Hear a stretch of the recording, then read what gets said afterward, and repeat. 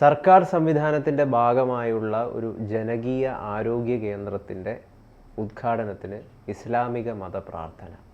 മന്ത്രി സജി ചെറിയാൻ ആയിരുന്നു ഉദ്ഘാടകനായിട്ട് അവിടെ ഉണ്ടായിരുന്നത്.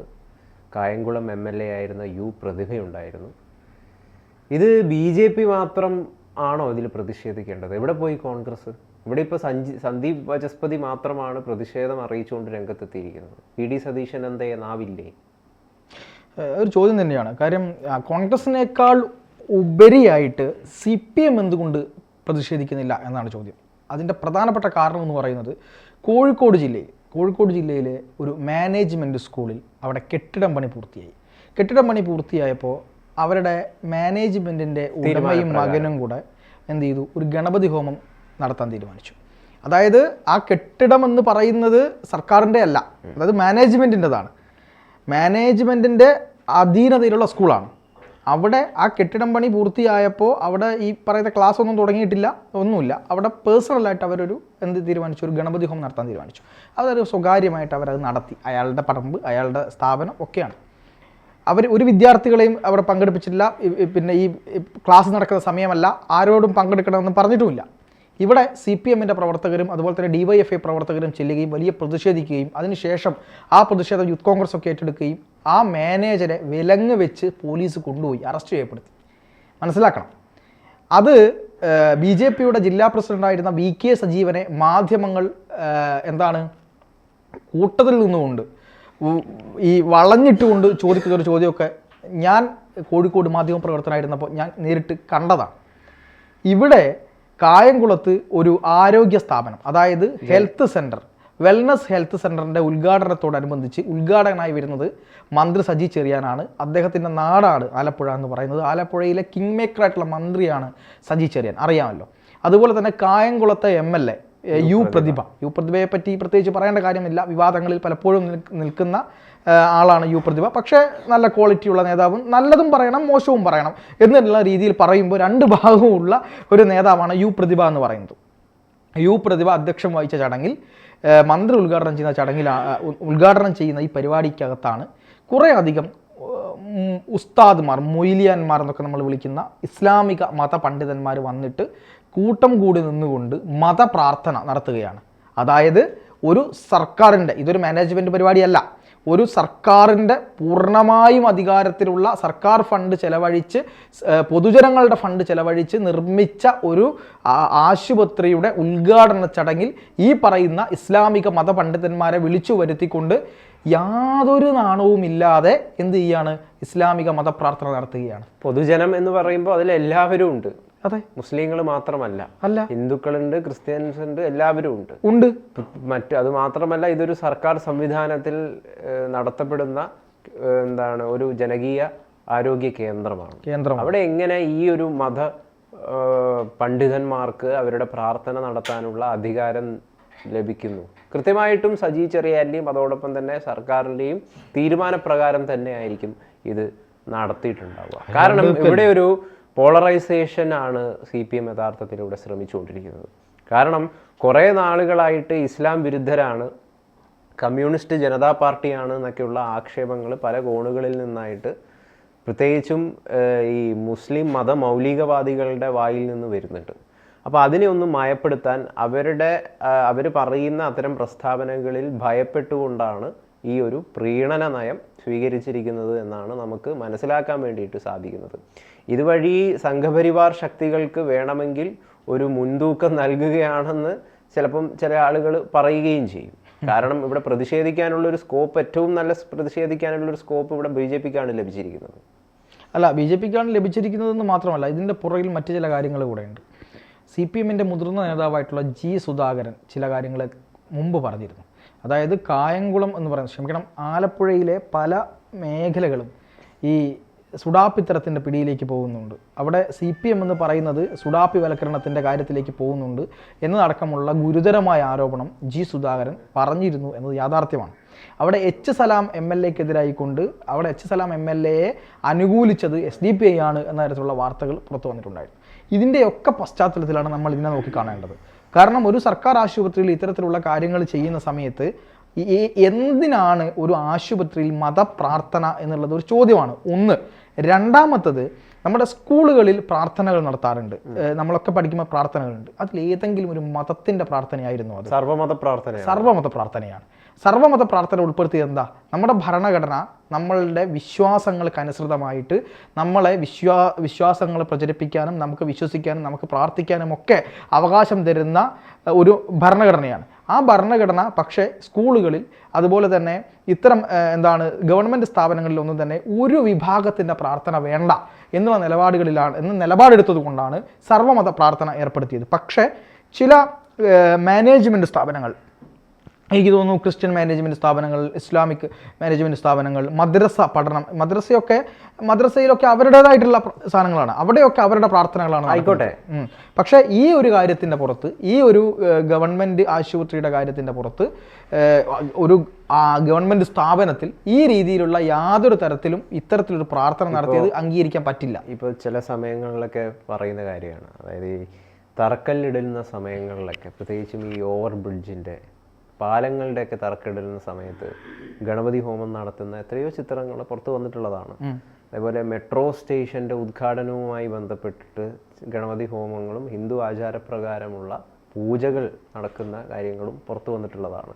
ഇതിനിടയിൽ കടന്നപ്പള്ളി രാമചന്ദ്രനാണെന്ന് തോന്നുന്നു ഒരു വിവാദത്തിൽ ഏർപ്പെടുകയുണ്ടായി. സർക്കാരിൻ്റെ ഭാഗമായിട്ട് വാങ്ങിയ ഒരു വാഹനം പൂജ ചെയ്യുകയാണ്, ഒരു പൂജാരിയെ കൊണ്ട് പൂജ ചെയ്യുകയാണ്, അതിന് അദ്ദേഹം മാലയിടുന്നതൊക്കെ ഒരു ചിത്രമാണ് പുറത്തു വന്നത്. അപ്പം ഇതൊക്കെ വലിയ രീതിയിൽ, അപ്പം ഇത്തരത്തിലുള്ള ഹിന്ദു മതാചാര പ്രകാരമുള്ള ചടങ്ങുകളും ചില സ്ഥലങ്ങളിലൊക്കെ നടക്കുന്നുണ്ട് എന്ന് പറയുന്നൊരു യാഥാർത്ഥ്യം തന്നെയാണ്. അപ്പോൾ അതിനെ ഒന്ന് ബാലൻസ് ചെയ്യുക. എന്തുകൊണ്ട് ഹിന്ദു മതാചാര പ്രകാരം മാത്രം വേണമെങ്കിൽ മുസ്ലിം മതപ്രാർത്ഥനയും ചിലയിടങ്ങളിൽ നടന്നോട്ടെ എന്ന് പറയുന്ന ഒരു ബാലൻസിങ് സമീപനമാണോ സർക്കാർ സ്വീകരിക്കുന്നത്? അല്ല, ഇതിനെല്ലാം എതിർക്കുകയും ഈ പറയുന്ന എല്ലാവിധ കാര്യങ്ങളെ എതിർക്കുകയും തിരിച്ച് അത് തന്നെ ചെയ്യുകയും ചെയ്യുക എന്നതാണോ ഇവരുടെ നയം എന്നാണ് ചോദ്യം. ഇപ്പം അതാണ് കാരണം. ഇപ്പം ഈ ഗണപതി ഹോമം നടത്തുക എന്ന് പറയുന്ന ഒരു കാര്യത്തിനോട് ഇപ്പം ഞാൻ പറയാം, ഇപ്പം നാഷണൽ ഹൈവേയുടെ പണി തുടങ്ങുന്ന സമയത്ത്, കോൺഗ്രസ് ഗവൺമെൻറ് ഭരിച്ചുകൊണ്ടിരിക്കുന്ന സമയത്ത്, മുസ്ലിം ലീഗ് മന്ത്രിസ്ഥാനത്തിരിക്കുന്ന സമയത്ത്, നാഷണൽ ഹൈവേയുടെ പണി സ്റ്റാർട്ട് ചെയ്യുന്ന സമയത്ത് ഇപ്പോഴും അവിടെ ഗണപതി ഹോമം കഴിച്ചതുമായി ബന്ധപ്പെട്ട് അന്ന് CPM ഒരു വിവാദം ഉയർത്തിയിരുന്നു. CPM ആണ് വിവാദം ഉയർത്തിയത്. പക്ഷേ ഇത് കാലങ്ങളായിട്ട് നടന്നു വരുന്ന ഒരു കാര്യമാണ്. ഇനി ആ ഗണപതി ഹോമം നടക്കണ്ട, അല്ലെങ്കിൽ അത് നാഷണൽ ഹൈവേയുടെ ജോലിയാണ് അവിടെ നടത്തണ്ട എന്നുള്ള നിലപാടാണെങ്കിൽ അത് നടത്തണ്ട എന്ന് തന്നെയാണ്. കാരണം അത് നടത്തണം എന്ന് ആരും വാശി പിടിക്കുന്നില്ല, മനസ്സിലായില്ലേ? പക്ഷെ അതിനെ എതിർക്കുകയും ഇസ്ലാമികപരമായ കാര്യങ്ങൾ വരുമ്പോൾ അതിനെ അനുകൂലിക്കുകയും ചെയ്യുന്നതാണ് ഇരട്ടത്താപ്പ്. ഇപ്പം ഞാൻ ഇവിടെ ഇരുന്നുകൊണ്ട് ഈ ഗണപതി ഹോമത്തെ അനുകൂലിക്കുകയും ഇസ്ലാമിക പ്രാർത്ഥനയെ എതിർക്കുകയും ചെയ്യുന്നതാണെങ്കിൽ എൻ്റെ ഇരട്ടത്താപ്പാണത്. ഞാൻ ഈ ഗണപതി ഹോമത്തെ അനുകൂലിക്കുന്നില്ല, ഈ ഇസ്ലാമിക പ്രാർത്ഥനയെ അനുകൂലിക്കുന്നില്ല. ഗണപതി ഹോമം നടത്തണമെങ്കിൽ നിങ്ങൾക്ക് നിങ്ങളുടെ പ്രൈവറ്റ് സെക്ടറിൽ പോയിട്ട് നിങ്ങൾക്ക് ഗണപതി ഹോമോ, ഗണപതി പിന്നെ ഈ പറയുന്ന വിഷ്ണു സഹസ്രനാമോ, ഇനി അല്ലെങ്കിൽ പുറത്ത് ശിവാർച്ചനയോ എന്ത് വേണമെങ്കിൽ നിങ്ങൾക്ക് നടത്താം. പക്ഷേ ഈ ഒരു ഗവൺമെൻറ്റിൻ്റെ അധീനതയിലുള്ള സ്ഥലത്ത് കയറി നിന്നുകൊണ്ട് ഈ തരത്തിലുള്ള കാര്യങ്ങൾ നടത്തുന്നത് ശരിയല്ല. അത് CPM വോട്ട് ബാങ്ക് രാഷ്ട്രീയത്തിന് വേണ്ടി കളിക്കുന്ന കളിയാണ് എന്ന് പറയാതിരിക്കാൻ കഴിയില്ല. എങ്ങോട്ടേക്കാണ് നാട് പോകുന്നത് എന്നുള്ളത് നമ്മൾ ഗൗരവത്തിൽ ചർച്ച ചെയ്യണം. പക്ഷേ ഇവിടെ ഈ ഗണപതി ഹോമം നടത്തിയ വിഷയത്തിൽ മാധ്യമങ്ങൾ ചോദിച്ച ചോദ്യം എന്തുകൊണ്ട് സജി ചെറിയാനോട് പോയിട്ട് ഈ മാധ്യമങ്ങൾ ചോദിക്കുന്നില്ല എന്നത് ഏറ്റവും വലിയ കാര്യമാണ്. ഇവിടുത്തെ മാധ്യമങ്ങൾ ആർക്കും വേണ്ടിയാണ് പണിയെടുക്കുന്നത്? ഇവിടെ ഒരു ഭാഗത്ത് മാത്രമാണോ ചോദ്യം ചെയ്യാനുള്ളത്? അതായത് ഇതിൻ്റെയൊക്കെ പ്രശ്നം എന്താണെന്ന് വെച്ച് കഴിഞ്ഞാൽ ഇപ്പോഴും മാധ്യമങ്ങളിൽ ഇരിക്കുന്ന മാധ്യമ പ്രവർത്തകരുടെ ഉള്ളിലൊരു ഭയമുണ്ട്. അതായത് എന്തെങ്കിലും മുസ്ലിങ്ങൾക്കെതിരെ എന്തെങ്കിലും വർത്തമാനം പറഞ്ഞു കഴിഞ്ഞ് കഴിഞ്ഞാൽ മുസ്ലിങ്ങൾക്കെതിരെ എന്ന് പറഞ്ഞാൽ ദുരാചാരങ്ങൾക്കെതിരെ അല്ലെങ്കിൽ അവരുടെ പ്രശ്നങ്ങൾക്കെതിരെ വിരൽ ചൂണ്ടിക്കഴിഞ്ഞ് കഴിഞ്ഞാൽ ഇസ്ലാമോഫോബിക് ആക്കി കളയെന്ന് പറയുന്ന ഭയമുണ്ടല്ലോ, അത് നമ്മുടെ സമൂഹത്തിൽ വ്യാപകമായിട്ട് ആളുകളുടെ ഉള്ളിലുണ്ടെന്നേ. അപ്പോൾ ഈ ഭയം മനസ്സിലാക്കുന്ന ആളുകളാണ് ഇപ്പോൾ പാർത്ഥൻ പറഞ്ഞ പോലുള്ള മിണ്ടാതിരിക്കുക, അത്തരത്തിലുള്ള ചാപ്പകുത്തലകളൊക്കെ എന്തിനാണ് അതിനൊക്കെ വിധേയപ്പെടുന്നത്, സംഘീവൽക്കരിക്കുന്നതെന്നൊക്കെയുള്ള ഭയം. അതുകൊണ്ടൊക്കെയാണ് ആരും ഒന്നും മിണ്ടാതെ ഇരിക്കുകയൊക്കെ ചെയ്യുന്നത്. അല്ല, ഇപ്പോൾ എൻ്റെ ഏറ്റവും അടുത്ത സുഹൃത്തുക്കളെല്ലാം ഇസ്ലാം സുഹൃത്തുക്കളുണ്ട്. എനിക്ക് നല്ല ഇസ്ലാം സുഹൃത്തുക്കളുണ്ട്. അവരോട് ഒരുപാട് കാര്യങ്ങൾ നമ്മൾ സംസാരിക്കാറുണ്ട്. അവരോടൊന്നും നമ്മളൊരു തരത്തിലും മതത്തിൻ്റെയോ അങ്ങനെ കെട്ടുപാടുകളുടെ കാഴ്ചപ്പാടില്ലാത്ത ഒരാളാണ്. പക്ഷേ ഈ പറയുന്ന ഇസ്ലാമിലുള്ള അനീതികളെ, എതിർപ്പുകളെ നമ്മൾ അങ്ങനെ തന്നെ പറയുമ്പോൾ അതിനെ ഇസ്ലാമോഫോബിക്കായിട്ട് ചിത്രീകരിക്കുക എന്ന് പറയുന്നത് വിമർശനങ്ങളെ തടയാനുള്ള എളുപ്പമാർഗമാണ് ഇസ്ലാമിന്. അന്തം കമ്മികളാണ് ഇത് ചെയ്യുകയും ചെയ്യുന്നത്. അന്തം കമ്മികളെ കൊണ്ട് ഇത് ചെയ്യിപ്പിക്കുന്നത് സുഡാപ്പികളാണ്. അവരുടെ ഒരു മറയുണ്ട്. ആ മറയാണ് ഈ പറയുന്ന കാര്യങ്ങൾ കൊണ്ട് ചെയ്യിപ്പിക്കുന്നത്. സുഡാപ്പികൾ ബ്രെയിൻ വാഷ് ചെയ്തിരിക്കും. തീർച്ചയായിട്ടും. ഈ കാന്തപുരം AP അബൂബക്കർ മുസ്ലിയാർ ഈ അടുത്തൊരു വീഡിയോ പുറത്തു വന്നിരുന്നു. കുറേ വെള്ളത്തിൽ തുപ്പി കൊടുക്കുന്ന ഒരു സംഭവം പുറത്തു വന്നിരുന്നു. അതുപോലെ മുസ്ലിം ലീഗിന്റെ ഇപ്പോഴത്തെ സംസ്ഥാന പ്രസിഡന്റ് ഒരു കാര്യത്തിന് വേണ്ടിയിട്ട് പറഞ്ഞപ്പോൾ അത് ആശുപത്രി കാണിക്കണ്ട കേട്ടോ, നിങ്ങൾ ഈ വെള്ളം കൊടുത്താൽ മതി എന്ന് പറഞ്ഞിട്ട് ജപിച്ചു കൊടുക്കുന്നത് കണ്ടു. ഈ ജപിച്ചു കൊടുക്കുന്നത് കണ്ടു. ഇതൊരു പൂജാരിയാണ് ചെയ്തതെങ്കിൽ ഇവിടുത്തെ സകലമാന ഈ പറയുന്ന സാംസ്കാരിക നായകരും പുരോഗമനവാദികളും ദളിത് ആക്ടിവിസ്റ്റുകളും പിന്നെ മാധ്യമ സിംഗങ്ങളും കൂടെ എന്ത് ചെയ്യും? വലിയ ചർച്ച നടത്തും. പക്ഷെ ഇത് ഒരാളും ചർച്ച നടത്തില്ല. എന്താ ചർച്ച നടത്താത്തത്? ഭയം. ഗൗതം പറഞ്ഞ ഭയം ഇസ്ലാമോഫോബിക്കാക്കും. ഇതിന് RSSനെ കുറ്റം പറയുമ്പോൾ, ഏതെങ്കിലും ഒരു രാഷ്ട്രീയ സംഘടനയെ കുറ്റം പറയുമ്പോൾ നമ്മൾ ഹിന്ദു ഫോബിയ എന്ന് പറയാറുണ്ടോ? അതെ, ഇല്ല. പറയാം. ഇവിടെ ഇപ്പൊ നമ്മുടെ കരീംക്ക് ഇപ്പോൾ കോഴിക്കോട് ഒരു പരിപാടി ഉദ്ഘാടനം ചെയ്തുകൊണ്ട് ഒരു കാര്യം പറഞ്ഞിട്ടുണ്ട്. അതായത് ജമാഅത്തെ ഇസ്ലാമിയോ അല്ലെങ്കിൽ അതിനെയൊന്നും അത്ര വലിയ രീതിയിൽ എതിർക്കേണ്ട ആവശ്യമില്ല, ഞങ്ങളത് ചെയ്യുകയുമില്ല. ഏറ്റവും കൂടുതൽ എതിർക്കപ്പെടേണ്ടത് RSSഉം സംഘപരിവാർ ശക്തികളുമാണ് എന്ന് പറഞ്ഞുകൊണ്ട് മുഖ്യമന്ത്രി പിണറായി വിജയൻ നേരെ വിരുദ്ധമായിട്ട് നിരന്തരമായിട്ട് ഇപ്പം ജമാഅത്തെ ഇസ്ലാമിക്കൊക്കെ അവരുടെ തീവ്രവാദ പ്രവർത്തനങ്ങളെക്കുറിച്ചും അവർ SDPI ചേർന്നുകൊണ്ട് ലീഗിലേക്ക് സ്വാധീനം ചെലുത്തുന്നതിനെ കുറിച്ചൊക്കെ വലിയ വിമർശനങ്ങളൊക്കെ നടത്തിയിട്ടുണ്ടായിരുന്നല്ലോ. അതിന് പിന്നാലെയാണ് ഇപ്പോൾ കരീമിനെ പോലുള്ള നേതാക്കൾ കോഴിക്കോട് മുക്കത്ത് നിന്ന് ഇത്തരത്തിലുള്ളൊരു അവരല്ല എതിർക്കേണ്ടത്, RSSനെയാണ് എതിർക്കേണ്ടത്. അപ്പോൾ ഇതിൻ്റെ അകത്ത് തന്നെ കരീമൊക്കെ ഒരു സുഡാപ്പി മനസ്സ് ബോധവും പേറുന്ന ഒരാളാണ് എന്നൊരു, ഇയാൾക്ക് കൂടുതലും പറ്റിയ പാർട്ടി എന്ന് പറയുന്നത് SDPI ആണ് എന്ന പല അഭിപ്രായങ്ങളും പല ആൾക്കാരും പല സമയങ്ങളിൽ പറഞ്ഞിട്ടുള്ളതാണ്. ഇപ്പം അതിനൊക്കെ ഈ പാർട്ടിക്കകത്ത് തന്നെ നിരവധി സുഡാപ്പി ബോധം പേറുന്ന ആളുകൾ ഉണ്ട് എന്ന് നമുക്ക് വ്യക്തമായിക്കൊണ്ടിരിക്കുകയാണ് ഇത്തരത്തിലുള്ള ചില പരിപാടികളിലൂടെ, ഇത്തരത്തിലുള്ള ചില അഭിപ്രായ പ്രകടനങ്ങളിലൂടെയൊക്കെ. തീർച്ചയായിട്ടും ഇത് പ്രത്യേകമായിട്ട് ചർച്ച ചെയ്യേണ്ട ഒരു വിഷയം തന്നെയാണ്. കരീംക പ്രയോഗമൊക്കെ നമുക്ക് കണ്ടതാണ്. എന്തായാലും ഇതൊക്കെ ആളുകൾ കാണുന്നുണ്ട്.